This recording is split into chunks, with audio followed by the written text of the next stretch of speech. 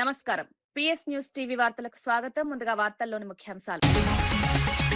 Work from home ఇప్పుడు reality ఉన్న చంద్రబాబు ఇంట్లో నుంచి ప్రపంచానికి పనిచేసే రోజులు పెరుగుతాయని సీఎం. డిజిటల్ రంగంలో ఏపీని ముందంజలో నిలబెడతామన్న చంద్రబాబు. నైపుణ్యాభివృద్ధితో యువతకు ప్రపంచ స్థాయి అవకాశాలు.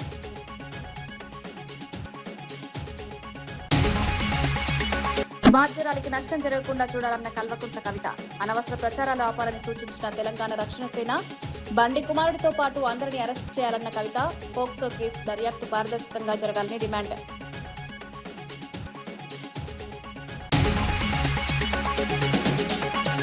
విజయ్ గెలుపుపై వైసీపీ సంబరాలు హాస్యాస్పదమన్న దుర్గేష్. తమిళనాడు రాజకీయాలను ఏపీతో కలపడం మూర్ఖత్వం.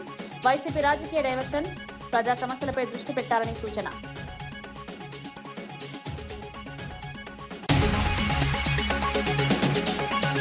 గ్రంథాలయం విజ్ఞాన గని లాంటిదన్న మంత్రి సీతక్క. పుస్తక పఠనంతో సమాజంలో చైతన్యం. గ్రామీణ ప్రాంతాల్లో గ్రంథాలయాల అభివృద్ధి. జ్ఞానాన్ని పంచే వేదికలే గ్రంథాలయమన్న సీతక్క.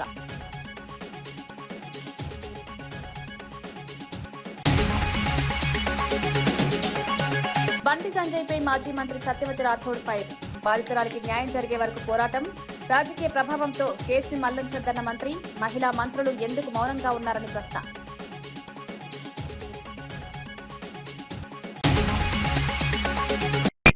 నిడమర్రులో జరిగిన కార్యక్రమంలో సీఎం చంద్రబాబు నాయుడు కీలక వ్యాఖ్యలు చేశారు. వర్క్ ఫ్రం హోం అనేది భవిష్యత్తు కాదు, ఇప్పుడు రియాలిటీ అని పేర్కొన్నారు. ఇంట్లో కూర్చుని ప్రపంచం మొత్తం కోసం పనిచేసే రోజులు మరింత పెరుగుతాయని తెలిపారు. యువతకు వర్క్ ఫ్రం హోం విధానం ద్వారా డబ్బు సంపాదించే అవకాశాలు పెరుగుతాయన్నారు. రాబోయే రోజుల్లో ప్రభుత్వంలో కూడా ఖర్చులు తగ్గించే కీలక మార్పులు తీసుకొస్తామని వెల్లడించారు. ఐటీ, డిజిటల్ విప్లవంలో సరికొత్త మార్పులు రాబోతున్నాయని పేర్కొన్నారు. నైపుణ్యాభివృద్ధి ద్వారా యువత ప్రపంచ స్థాయి అవకాశాలు అందుకోవాలని సూచించారు. డిజిటల్ రంగంలో ఆంధ్రప్రదేశ్ను ముందంజలో నిలబెట్టేందుకు ప్రభుత్వం చర్యలు తీసుకుంటుందని చంద్రబాబు తెలిపారు.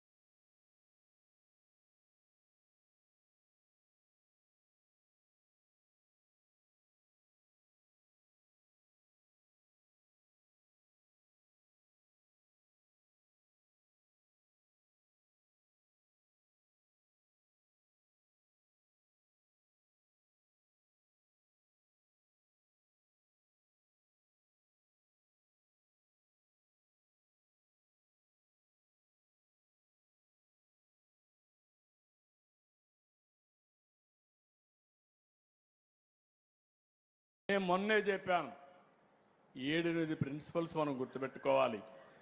నేను ఇప్పుడు చెప్పడం కాదు. వర్క్ ఫ్రమ్ హోమ్ అనేది ఇట్ ఈజ్ ఎ రియాలిటీ. భవిష్యత్తులో కూడా వర్క్ ఫ్రమ్ హోమ్ వస్తుంది. ఇంట్లో కూర్చొని ప్రపంచం మొత్తం పనిచేసే శక్తి వస్తుంది. డబ్బులు సంపాదించే అవకాశాలు వస్తాయి. గవర్నమెంట్లో కూడా ఇది చేస్తాం.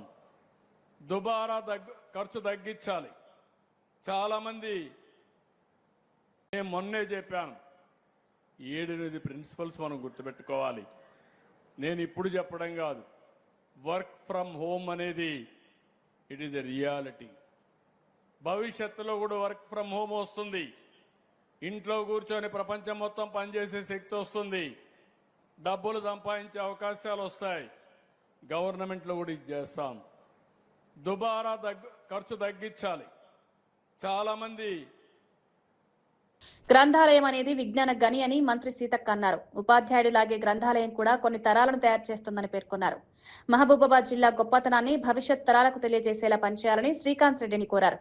పుస్తక పఠనం ద్వారా సమాజంలో చైతన్యం పెరుగుతుందని అభిప్రాయపడ్డారు. యువత చదువుపై ఆసక్తిని పెంచుకోవాలని సూచించారు. గ్రంథాలయాలు కేవలం పుస్తకాల నిల్వ కేంద్రాలు కాకుండా జ్ఞానాన్ని పంచే వేదికలన్నారు.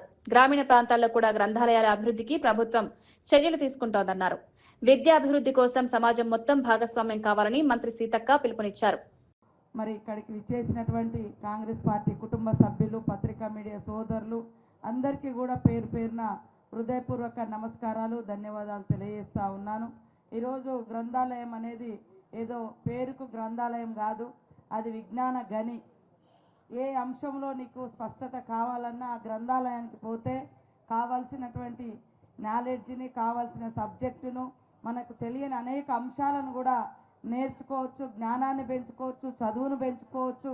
కాంపిటేటివ్ ఎగ్జామ్స్ కోసం కూడా మనము ప్రిపేర్ అయ్యి మరి ఆ గని ద్వారా, ఆ గ్రంథాలయం అందించే గొప్ప పుస్తకాల ద్వారా మనము ఎంతో గొప్ప ఉన్నత స్థానంలోకి రావచ్చు.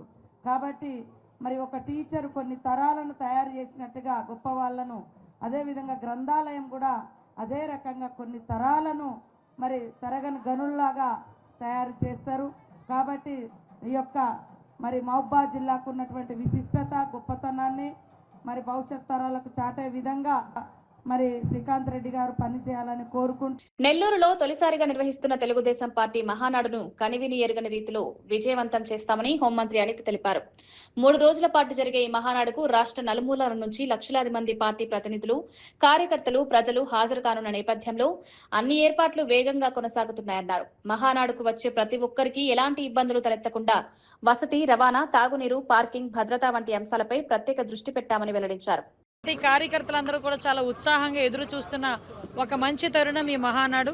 ఈ మహానాడు ఈరోజు నెల్లూరు ప్రాంగణంలో ఈరోజు ఏర్పాటు చేయడానికి అనేకమైన కమిటీలు కూడా ఏర్పాటు చేసుకోవడం జరిగింది.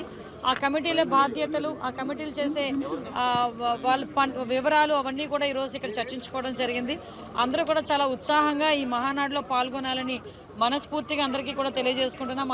మహానుభావుడు నందమూరి తారక రామారావు గారు పెట్టిన పార్టీ అప్పటి నుంచి ఇప్పటి వరకు కూడా భుజాన మోస్తూ గౌరవ ముఖ్యమంత్రి చంద్రబాబు నాయుడు గారు ఈరోజు నూతనంగా జాతీయ వర్కింగ్ ప్రెసిడెంట్గా ఎన్నిక కాబడిన నారా లోకేష్ గారి ఆధ్వర్యంలో జరగబోతున్న మొట్టమొదటి మహానాడు అంగరంగ వైభవంగా ప్రతి ఒక్క కార్యకర్తకి కూడా గుర్తుండిపోయేటట్టుగా చేయడానికి ఇక్కడున్న ప్రతి కార్యకర్త కూడా కృషి చేస్తున్నారు. వాళ్ళందరికీ కూడా అభినందనలు తెలియజేసుకుంటూ మహానాడు కార్యక్రమం దిగ్విజయంగా పూర్తి కావాలని మీ అందరి సహాయ సహకారాలు కోరుకుంటున్నా. Thank you. జై హింద్. తమిళనాడులో విజయ్ గెలిస్తే ఏపీలో వైసీపీ సంబరాలు చేసుకోవడం హాస్యాస్పదమని ఏపీ మంత్రి కందుల దుర్గేష్ వ్యాఖ్యానించారు. ఊర్లో పెళ్లికి కుక్కల హడావిడిగా అనే సామెత గుర్తొస్తోందని సెటైర్లు వేశారు. తమిళనాడు రాజకీయాలు వేరు, ఏపీ రాజకీయాలు వేరు అని పేర్కొన్నారు. 2 రాష్ట్రాల రాజకీయాలను కలపడం మూర్ఖత్వమని విమర్శించారు. విజయ్ గెలుపును వైసీపీ తమ విజయంగా చూపించుకోవడం రాజకీయ డైవర్షన్ మాత్రమేనన్నారు. ప్రజలు ఈ రాజకీయ నాటకాలను గమనిస్తున్నారని పేర్కొన్నారు. ఏపీ అభివృద్ధి అంశాలపై మాట్లాడకుండా ఇతర రాష్ట్రాల రాజకీయాలపై హడావిడి చేయడం సరికాదన్నారు.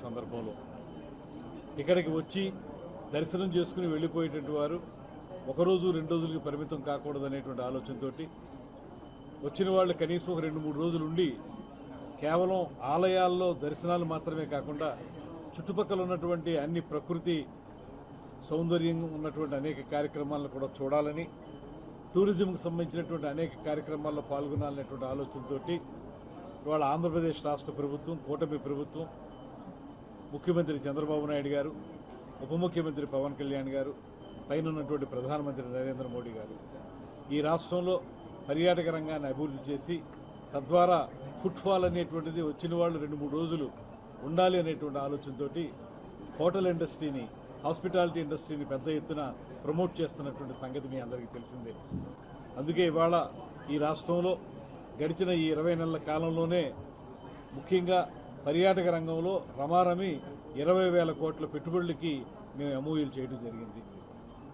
అలాంటి ఒక నేపథ్యం ఉన్నప్పుడు ఇవాళ మళ్ళీ ఇక్కడికి వచ్చినటువంటి పిలిగ్రిమ్స్కి కానీ, లేకపోతే బిజినెస్ ట్రిప్కి వచ్చినటువంటి వారికి కానీ, లేజర్ ట్రిప్కి వచ్చిన వారికి కానీ అందరికీ ఉపయోగపడే విధంగా, అందుబాటులో ఉండే విధంగా ఇవాళ ఈ రెజెంటా దేవరాయ 4-స్టార్ హోటల్ ప్రారంభించడం అనేది చాలా ఆనందకరమైన విషయం. దాంతోపాటు కేంద్ర ప్రభుత్వం యొక్క సహకారంతో ఇవాళ రాష్ట్రంలో మనం అనేక కార్యక్రమాలు చేపడతా ఉన్నాం. ఈ మధ్యకాలంలోనే కేంద్ర ప్రభుత్వం, ముఖ్యంగా పర్యాటక శాఖ గజేంద్ర సింగ్ షెకావత్ గారు చెప్పినటువంటి మాట, మనకి 2 ఐకానిక్ సెంటర్స్ని పర్యాటక రంగంలో ఇవ్వడానికి ముందుకొచ్చారు. అందులో మనం ఒకటి తిరుపతి, మరొకటి విశాఖపట్నాన్ని ఐకానిక్ సెంటర్స్గా ఏర్పాటు చేస్తున్నాం. ప్రమాణం ఒక 500 కోట్ల రూపాయల పెట్టుబడితోటి తిరుపతిలో, మరో 500 కోట్ల రూపాయల పెట్టుబడితోటి విశాఖపట్నంలో కూడా ఈ ఐకానిక్ పర్యాటక సెంటర్స్ ఏర్పాటు చేయబోతున్నాం. దానితోటి ఖచ్చితంగా ఈ తిరుపతి, ఈ పరిసర ప్రాంతాలు కూడా అద్భుతమైనటువంటి పర్యాటక కేంద్రాలుగా విలసిల్లుతాయనేటువంటి మాట నమ్ముతున్నాం. మనకి అక్కడికి వెళ్ళి ప్రచారం చేసింది లేదు, అక్కడ వాళ్ళు ఈయన ఫోటో వాడుకున్నది లేదు. ఏదో ఒకటి మ్యారేజ్కి పిలిస్తే కట్సిసేక్ మ్యారేజ్కి వచ్చారనేటువంటి మాట వినపడతా ఉంది. దాన్ని వాళ్ళు పొలిటిసైజ్ చేసి దాన్ని పోల్చుకుని మేమేదో మేము ఒకటే అనేటువంటి విధంగా మాట్లాడడం అనేది సమంజసం కాదు. అది హాస్యాస్పదం. దానికి ఏంటంటే ఏదో చెప్తారు కదా, ఊళ్ళో ఎవరికో పెళ్ళి అవుతుంటే ఇంకేదో వాళ్ళు ఆనందం పడ్డాయి అనేటువంటి విధంగా ఉంటుంది. అటువంటి విధానంగానే చూడాలి తప్పితే దాన్ని అక్కడ జరిగినటువంటి కండిషన్స్ వేరు, ఆ పొలిటికల్ సిచ్యువేషన్స్ వేరు, ఇక్కడ పొలిటికల్ సిచ్యువేషన్స్ వేరు. దాన్ని వాళ్ళు అన్వయించుకోవడం అనేది మూర్ఖత్వం అవుతుంది అనేటువంటి మాట చెప్తారు. పొలిటికల్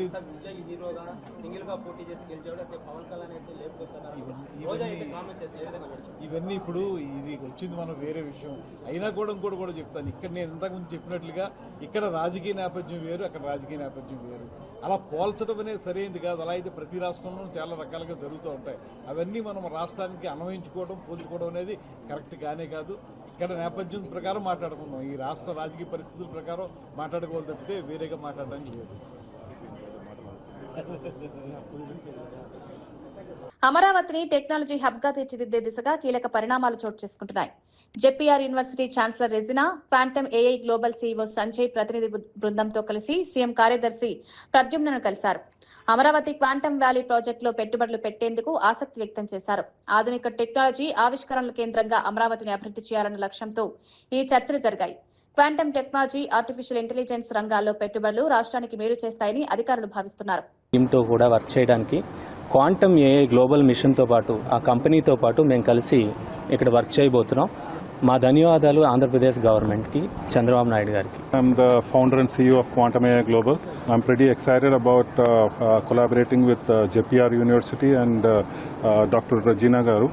మా ల్యాబ్లో క్వాంటమ్ కమ్యూనికేషన్ సంబంధించిన హార్డ్వేర్ ఉంటుంది, క్వాంటమ్ సెన్సింగ్ సంబంధించిన హార్డ్వేర్ ఉంటుంది. స్టూడెంట్స్ ఉట్టి ఎక్స్పెరిమెంటేషన్సే కాదు, వాళ్ళకి ఏదైనా ఫర్దర్ రీసెర్చ్ చేయాలంటే కూడా దాన్ని ఫెసిలిటేట్ చేసి ఎనేబుల్ చేస్తున్నాము.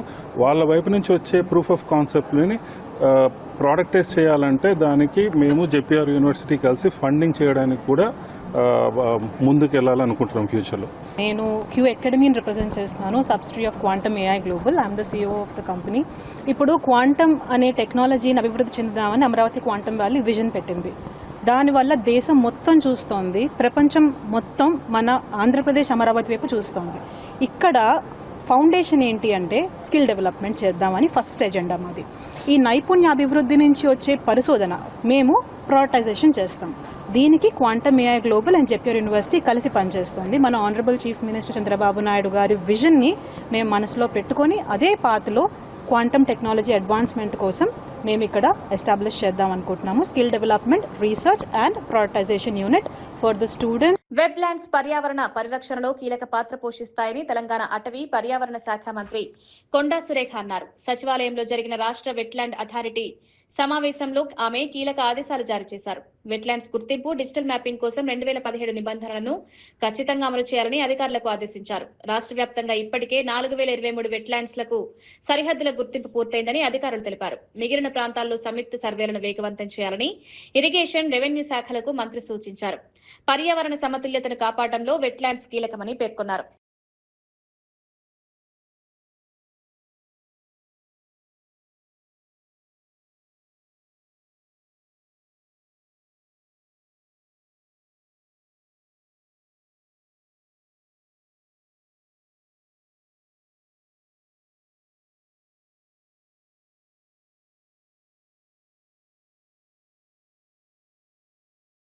తమిళనాడు రాజకీయాల్లో ఏఐఏడీఎంకే అంతర్గత విభేదాలు మరోసారి బయటపడ్డాయి. పార్టీ సీనియర్ నేత సివి షణ్ముగం ఎడప్పాడి పళనిస్వామిపై సంచలన ఆరోపణలు చేశారు.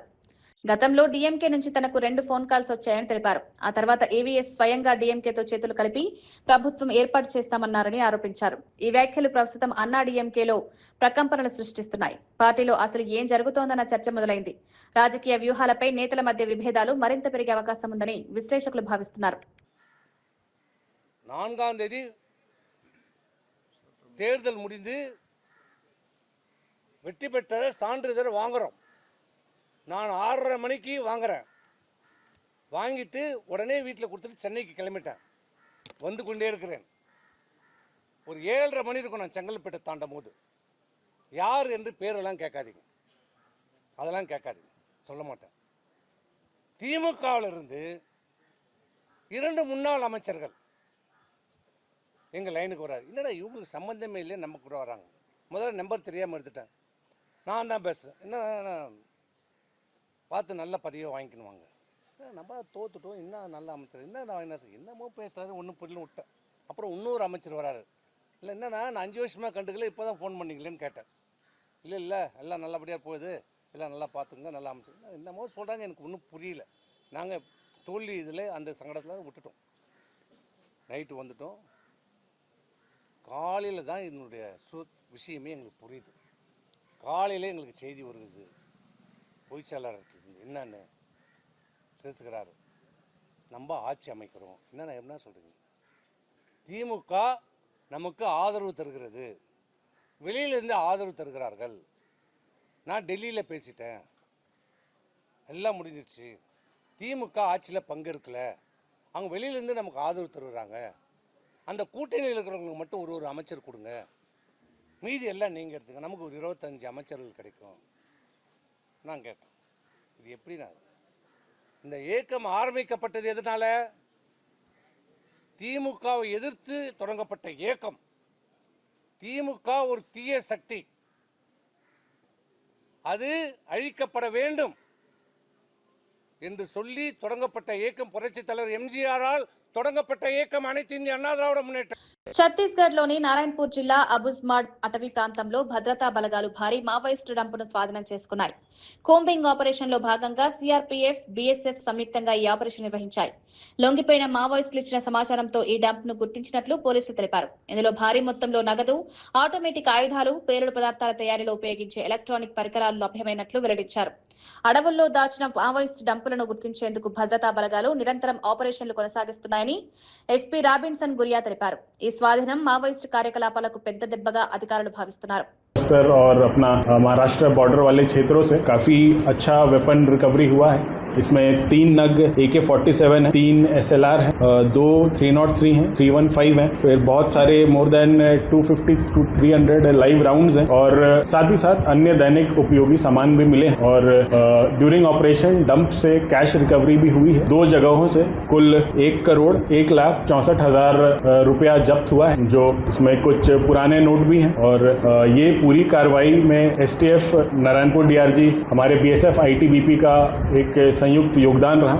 और पैरामिलिट्री फोर्सेस यहाँ जितनी डिप्लॉयड है, सभी अपने लेवल पे अपने सोर्सेज से कंटिन्यूसली इंटरेक्ट करते हैं. और आने वाले दिनों में भी अभी भी जो 2-3% काम बचा हुआ है ये डंप से रिलेटेड, ये भी आने वाले दिनों में कार्रवाई की जाएगी. और नक्सल मुक्त अबूझमाड़ का सपना जो साकार हो चुका है, इसमें నీటి ప్రశ్నాపత్రం లీకేజ్ కి కేంద్ర ప్రభుత్వ నిర్లక్ష్యమే కారణమంటూ బీఆర్ఎస్వీ నాయకులు లోక్సభ భవన్ వద్ద భారీ ధర్నా నిర్వహించారు. కెల్లి శ్రీనివాస్ యాదవ్ మాట్లాడుతూ దేశవ్యాప్తంగా 24 లక్షల మంది విద్యార్థుల భవిష్యత్తును బీజేపీ ప్రభుత్వం అంధకారంలోకి నెట్టిందని ఆరోపించారు. నేషనల్ టెస్టింగ్ ఏజెన్సీ పరీక్షల నిర్వహణలో పూర్తిగా విఫలమైందన్నారు. పగలు రాత్రి కష్టపడి చదివిన విద్యార్థులకు పేపర్ లీకేజ్ బహుమతిగా ఇచ్చారా అని ప్రశ్నించారు. బీజేపీ పాలిత రాష్ట్రాలు పేపర్ లీకేజ్లకు కేర్ ఆఫ్ అడ్రస్ గా మారాయని విమర్శించారు. రాధాకృష్ణన్ కమిటీ సిఫారసులను అమలు చేయకుండా 1,000 కోట్లు సంపాదించడానికి ఆన్లైన్ పరీక్షలు నిర్వహించడం లేదన్నారు. వెంటనే పరీక్షను రద్దు చేసి కొత్త తేదీలు ప్రకటించాలని డిమాండ్ చేశారు. కేంద్ర విద్యాశాఖ మంత్రి ధర్మేంద్ర ప్రధాన్ రాజీనామా చేయాలని గెల్లి శ్రీనివాస్ యాదవ్ డిమాండ్ చేశారు. పేపర్ లీక్ కాబట్టి దీనికి వ్యతిరేకంగా గవర్నర్ గారికి కలుద్దామని చెప్పి మేము వచ్చాం. కాబట్టి దీన్ని వెంటనే ధర్మేంద్ర ప్రధాన్ చర్యలు తీసుకుని డిమాండ్.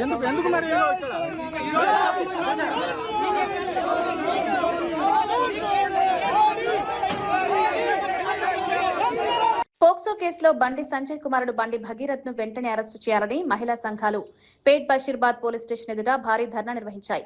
కేంద్ర సహాయ మంత్రి బండి సంజయ్ ను బర్తరఫ్ చేయాలని నినాదాలు చేశాయి. భగీరథ్ పై నమోదైన కేసులో పోలీసుల విచారణ అనుమానాస్పదంగా ఉందని ఆరోపించాయి. కేసును ప్రభావితం చేసే ప్రయత్నాలు జరుగుతున్నాయని విమర్శించాయి. స్టేషన్ ముట్టడి నేపథ్యంలో పోలీసులు స్టేషన్ గేట్లను మూసివేసి భారీ బందోబస్తు ఏర్పాటు చేశారు. బాధితురాలికి న్యాయం జరిగే వరకు ఉద్యమం కొనసాగిస్తామని మహిళా సంఘాల నేతలు స్పష్టం చేశారు. చట్టం ముందు అందరూ సమానమేనని పేర్కొన్నారు.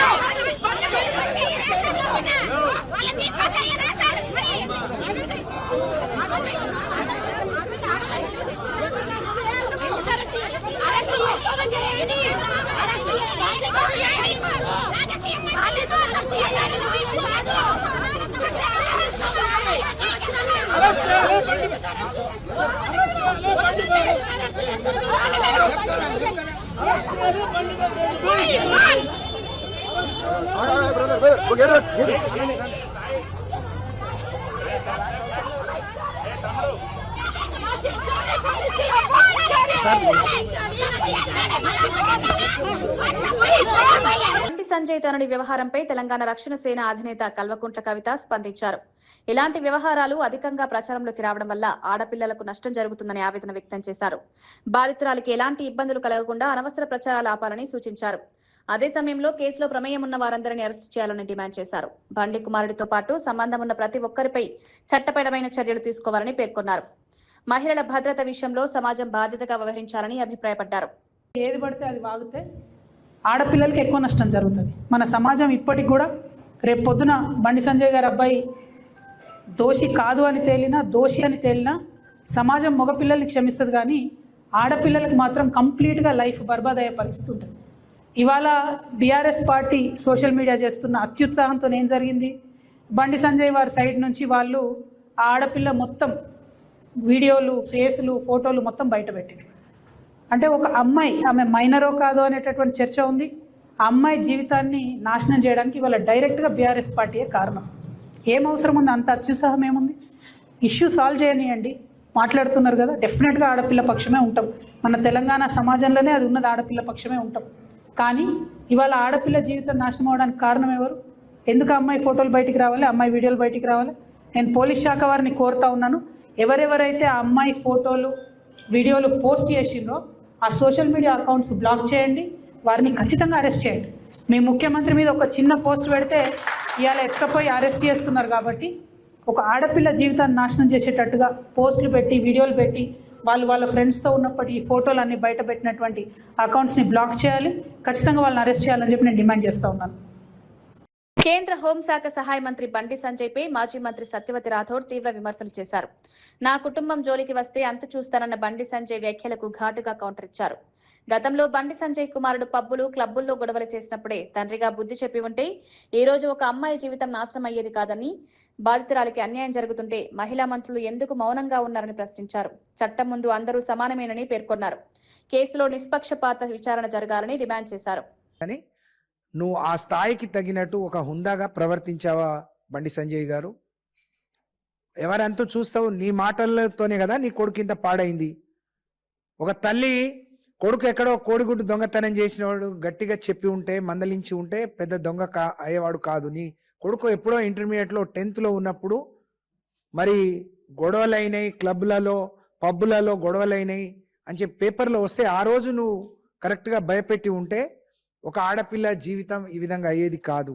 ఒక ఆడపిల్లకు దేశానికి న్యాయం చేయాల్సిన వాళ్ళు మీ ద్వారానే ఇక్కడ ఆడపిల్లలకు అన్యాయం జరుగుతుంటే రక్షించాల్సిన వాళ్ళే భక్షిస్తా అంటే ఇంకెవరికి చెప్పాలో నిజంగా ఈ రాష్ట్రం ఎటుపోతుందో అర్థం కాని పరిస్థితి. దురదృష్టం ఏంటి అంటే రాష్ట్రానికి ముఖ్యమంత్రి హోంశాఖ చూస్తున్నాడు. 3 నెలలుగా ఒక ఆడపిల్ల పోలీసుల చుట్టూ తిరిగి ఇబ్బంది పెడుతుంటే పైనుంచి పోలీసులే భయపెట్టి రాజీ చేసే ప్రయత్నం చేస్తుంటే మరి ఇంటెలిజెన్స్ వ్యవస్థ మరి ఏం గడ్డి పీకుతుందో నిజంగా చాలా బాధాకరం. ఏం చేస్తున్నారు? నేను కూడా మహిళా శిశు సంక్షేమ శాఖ మంత్రిగా ఈ రాష్ట్రంలో మహిళా మంత్రులు ఉన్నారు. అంటే బండి సంజయ్ గారి కొడుకో న్యాయం, రాష్ట్రంలో మిగతా పిల్లలకు ఒక న్యాయమా? అంటే ఒక్కొక్క వ్యక్తులను, వాళ్ళ పదవులను, వాళ్ళ పొజిషన్ని చూసి మీరు శిక్షలు కానీ కేసులు కానీ పెడతారా? పైపెచ్చు సిగ్గు లేకుండా 17 ఏళ్ల అమ్మాయి హనీ ట్రాప్ చేసిందని కేసు. సత్యసాయి జిల్లా పుట్టపర్తిలో ₹1,00,000 కోట్ల వ్యయంతో 5th జనరేషన్ యుద్ధ విమానాల తయారీ ప్రాజెక్టు ఏర్పాటు చేయడం చారిత్రాత్మక నిర్ణయమని ఎమ్మెల్యే పల్లె సింధూరారెడ్డి అన్నారు. 650 ఎకరాల్లో ఏర్పడనున్న ఈ ప్రాజెక్టు భారత రక్షణ రంగానికి కీలకమని పేర్కొన్నారు. ఈ ప్రాజెక్టుకు ఏపీకి తీసుకురావడంలో ప్రధాని మోదీ, సీఎం చంద్రబాబు, మంత్రి నారా లోకేష్ కృషి చేశారని తెలిపారు. ఆమడగూరులోని రిలయన్స్ సోలార్ పవర్ ప్రాజెక్టుతో జిల్లాకు కొత్త అభివృద్ధి దిశ లభిస్తుందన్నారు.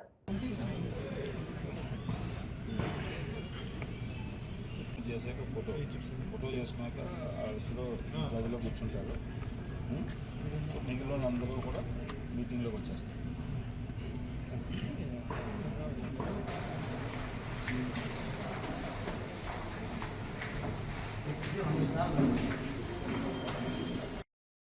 దగ్గర చాలా కఠినంగా ఉండాల్సిందన్న వెహికల్ ఎవరు చెప్పినా ఆ దింపేసి లోపలికి పోవాల్సిందే వెహికల్. ఒకటేనా పార్కింగ్ పబ్లిక్ పార్క్ పక్కనే దానికి అడిషనల్గా మన స్టేషన్కి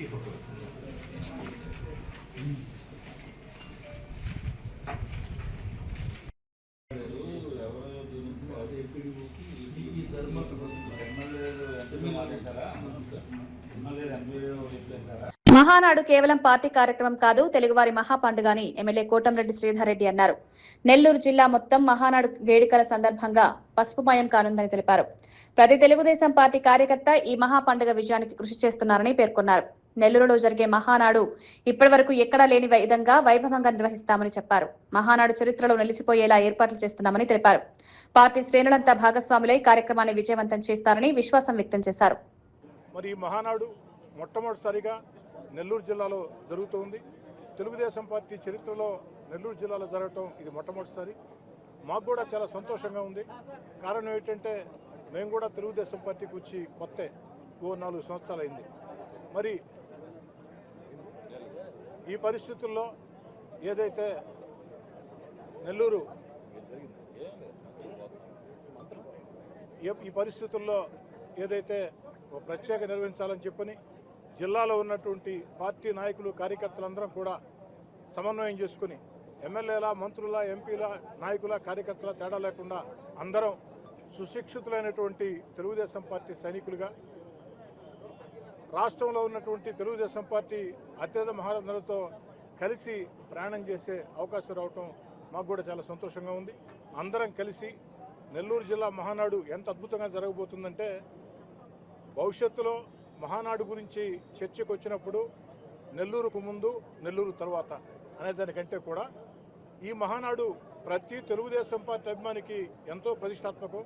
దానికి కారణం ఏంటంటే, నారా లోకేష్ గారు నేషనల్ వర్కింగ్ ప్రెసిడెంట్గా ఎన్నికైన తర్వాత, యువనేత నారా లోకేష్ గారు నేషనల్ వర్కింగ్ ప్రెసిడెంట్ ఎన్నికైన తర్వాత మొట్టమొదటిసారి జరిగే మహానాడు. ఈ మహానాడిని నవ్వుతో నభవిష్యత్తు అన్నట్టు నిర్వహించేదానికి ఓ తెలుగుదేశం పార్టీ కార్యకర్తగా అందరినీ చక్కగా సమన్వయం చేసుకుని పనిచేస్తామని, జిల్లా కేంద్రంలో ఇతర ప్రాంతాల నుంచి వచ్చే నాయకులకు కావచ్చు, కార్యకర్తలకు కావచ్చు, ఎమ్మెల్యేలకు కావచ్చు, ఎంపీలకి, ఎమ్మెల్సీలకి తెలుగుదేశం పార్టీ వివిధ స్థాయిల్లో పదవులు అందరూ కూడా చక్కటి వస్తువులు, చక్కటి ఆతిథ్యం, అదేవిధంగా ఆఖరి రోజు ఒక భారీ జన సమీకరణ అద్భుతంగా చేస్తామని, అందుకు సంబంధించి సన్నాహ కమిటీ సమావేశాన్ని ఈరోజు నిర్వహించుకోవడం జరిగింది.